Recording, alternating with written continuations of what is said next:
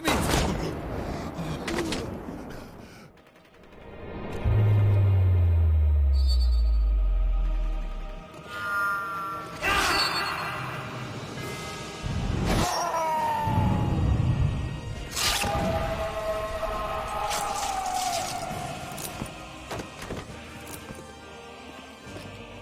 You can make it, my friend. You always survive.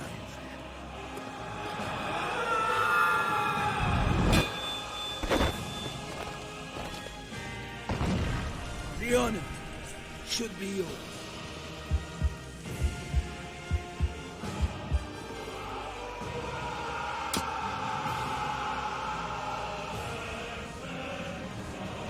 As long as you live.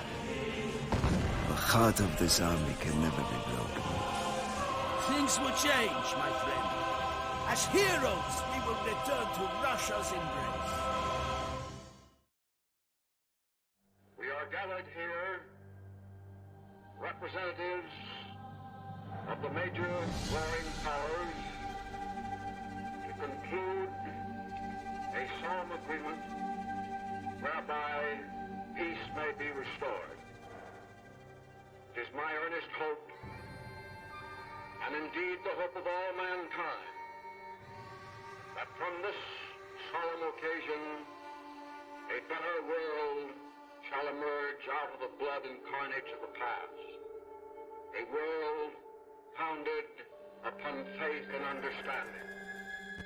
Of man and the fulfillment of his most cherished wish of freedom, tolerance, and justice.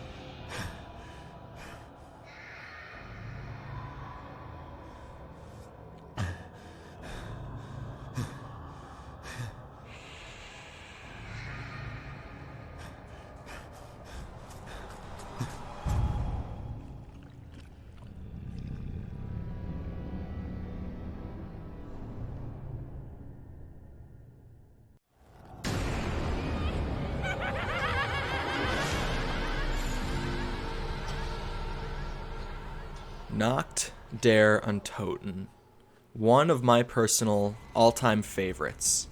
You unlock it after completing the World at War campaign, which is so effective because you get the sense of finality, and you might almost feel worn out, maybe if you marathoned through it, you push through a long chunk of time near the end there.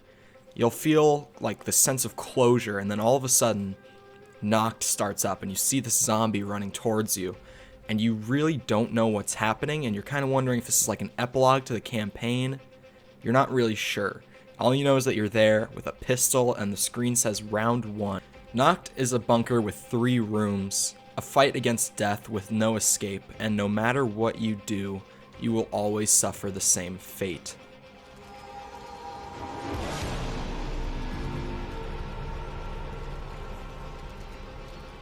So we're going to start with the good. Now these are objectively good things about the map, or things that I personally like or enjoy about the map. In no particular order, this is just like a bullet point list that I made of the good things about Nacht. Now let's start with the big good thing. Anyone with a copy of World at War can play this. All the other Zombies maps are included with the map packs for multiplayer, so you have to buy them. But Nacht is the one that comes with the base game. Now, if you buy World at War on PC, it comes with all the map packs included in the $20 package, but if you buy it on console, you still have to buy the map packs separately. But either way, you can still play Nacht if you have any version of this game. Nacht is a map with very little space to hold out in, which is very effective at scaring the hell out of new players and giving them this claustrophobic experience where they feel like they're really being suffocated when trying to survive. Nacht is a casual map, meaning that almost every player who picks it up can enjoy it, And when I say almost, I'll get back to that later, but for now we're focusing on the good. This map has this overbearing feeling of isolation, which is really, really effective for first-time players, or even just players who have only played it a couple times. You feel like you have to hold out against the zombies, and no one is coming to save you. It's all up to you to hold out until morning. Okay, so later in the series, with each map, I'm going to focus a lot on the innovations that each map brought. But with Noct, it started the entire mode, so I'm going to be covering a lot of basic things in the good and the bad for innovations for the series. Later on, this will obviously not be something that I do, but for now, this is what we're doing. The map has rebuildable barriers that you'll notice in the spawn room, and as zombies start to come through them, you start to just instinctively start building them back up to try to keep the zombies out, and this is again effective for newcomers because it adds to that feeling of isolation and despair and maybe even fear as you're barely struggling to keep the zombies out of the bunker. You really want to keep them from even getting into the bunker. That's something that you're afraid of as a new player. Now, after the first round or two, you're going to notice that your pistol is starting to become less and less effective, and it's probably out of ammo by now. But you did notice these chalk drawings on the wall that look like guns, and you might walk up to one and see that's the Kar98K for 200 points. And since you spawn with even more points than that, you are always going to be able to buy the Kar98K in the early game. So you grab that, and as you keep using it, you notice that once again your weapons are becoming less effective, and this might scare a new player into maybe opening up a door, whether they seek help through the help door or they seek salvation above. Let's say you go above. There's that writing on the wall that tells you to, so you go up. And you might notice that you find more weapons. You might find the sawed-off shotgun, or the trench gun, or the bar, or the sniper cabinet. Any of these, and once again, you grab it because your weapons aren't doing so hot anymore. But as time goes on, once again, these weapons will become less effective, and I love this feature. It really adds to that feeling of despair, and like the zombies are just coming at you more and more, and you're becoming even less effective in holding them back, and it's great. Now, as your weapons from upstairs become less effective, you might open the staircase going back down on the other side of the bunker, and here you'll find the random box. Now, I have a love-hate relationship with the random box. If you've watched my streams before, you probably think it's more of a hate relationship with the amount of times that I scream at it and call it a bitch and tell it to give me my shit. But as a feature, it's really, really great. You spend 950 points to gamble, essentially, and it's going to give you almost any weapon on the map at random. Now, it's a lot like a casino, and that's why I call it gambling, because this thing wants to take your money and fuck you over. It does not want to let you win. This thing will give you the worst guns on the map over and over and over and over and over, but then all of a sudden it will give you an MG or a Browning or something along those lines, and you will just feel so relieved and empowered, and it will really carry the pace of the game forward for you for a couple more rounds. Also in this room, you might notice a radio on a table, and if you hit it or you shoot it, it will start playing some random tracks from the campaign, and it's just this little hidden thing in the map. I think it's cool. A lot of people look over it, but trust me, if you do it once, you're going to start instinctively hitting that radio every single game to make it play music, unless you're actively telling yourself not to. I can't think of the last time that I didn't hit the radio when playing Noct. Along with your weapons becoming less effective as time goes on, there's also going to be an increasing number of zombies, and this again adds to that feeling of despair and like you're not good enough to hold the zombies back, you're not strong enough. It's really, really effective for new players. Later players might become a little desensitized to it, but I'll come to that later. Along with the increasing number and the increasing health with the zombies, they also pick up speed as time goes on, which out of all of these things, trust me, this is the most terrifying for new players. When those zombies start running at you, you are going to shit yourself the first time. It's going to scare the hell out of you. But that's what's so good about it.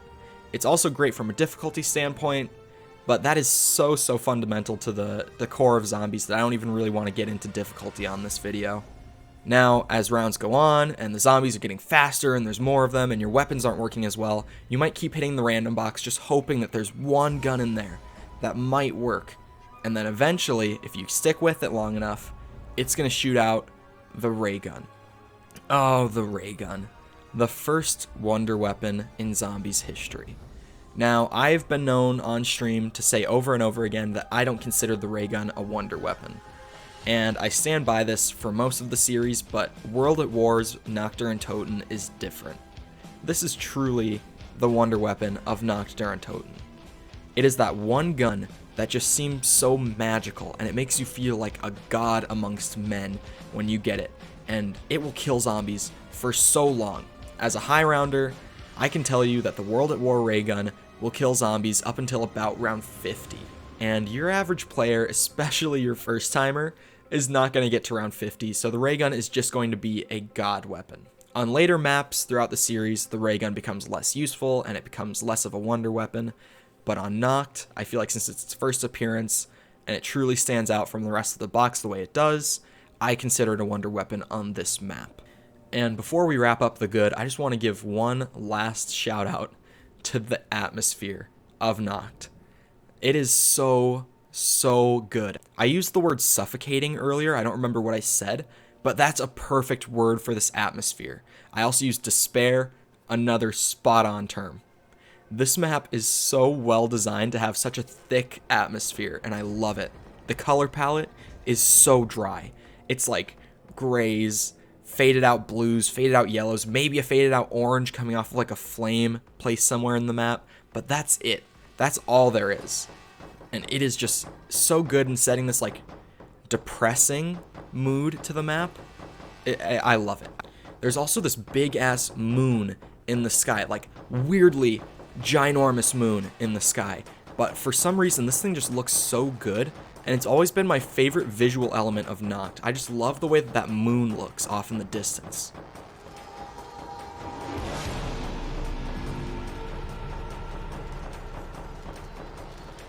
Now we're on to the part that pains me a little, and this is the bad. I hate ripping on Nacht for the bad, because it was the first go at zombies. It was the first attempt. They didn't really know what they were doing. They didn't know what the series would turn into. So it almost feels unfair to rip on the map for these things. But when you play this map today, these are things you're going to notice, so to be fair, I have to put them in the video. Hardcore players are going to find this map very boring due to its lack of features.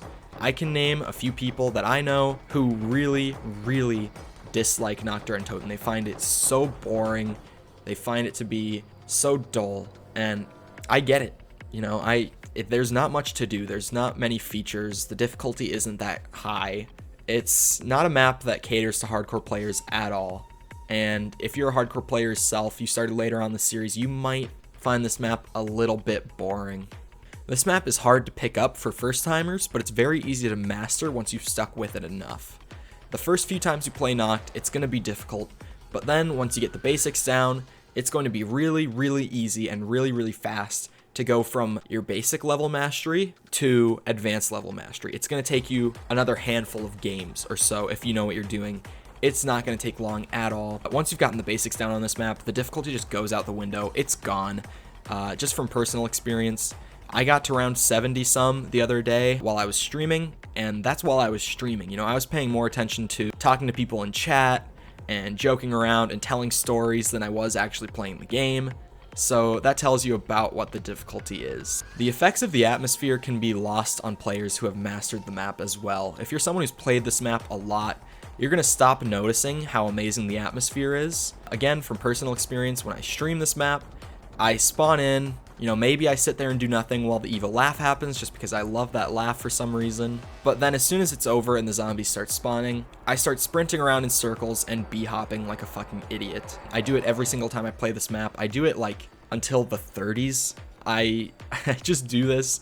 I don't know why, but it's just this weird little example of how the atmosphere has just completely been lost on me at this point. I was able to kind of rediscover it when recording footage for this video, but aside from that, like, I haven't noticed the atmosphere in a long time. The increasing zombies effect is stunted by the 24 zombie per round cap in solo play. Now, the increasing zombie effect is great for new players, right? First timers. But very few people actually seem to know, in the current climate of the zombies community, that the early World at War maps have a cap of 24 zombies per round in solo play. I can personally attest that very few people seem to know this these days, because I've had some people come into my World at War high rounds recently and try to call me out for lying on my timer. For example, I was playing Shinonuma, and I was about 4.5 hours into the game, I think, and I was on round 400, and someone tried to call me out for lying on my time. It's just a lot of people don't know about how the early World at War engine works, so I felt like I had to point it out in this video and give a little bit of explanation to it. But it is bad for this map because the increasing zombies effect is lost at like round 11 or 12, I think, is when you hit that cap, and then it's just the same amount of zombies from there on out. Nacht has very low replayability due to its lack of features. Understandably so, this map is literally just a bunker where all you use your points on is a couple of doors and weapons. You know, later on there's a lot more to do, a lot more to spend your points on, all that stuff. But for players who started later in the series or who've just played this map a lot, you might be able to have a lot of fun playing this map once, maybe twice, but then you're going to get bored. You're not going to have fun. You can't marathon this map. You can't play this map a ton. It gets boring. Even I get bored of this map, and it's one of my favorites. I can't play it too much back to back. I might play it once a day when I stream, but that's it. Like, that is maximum Nocturne Toten for me.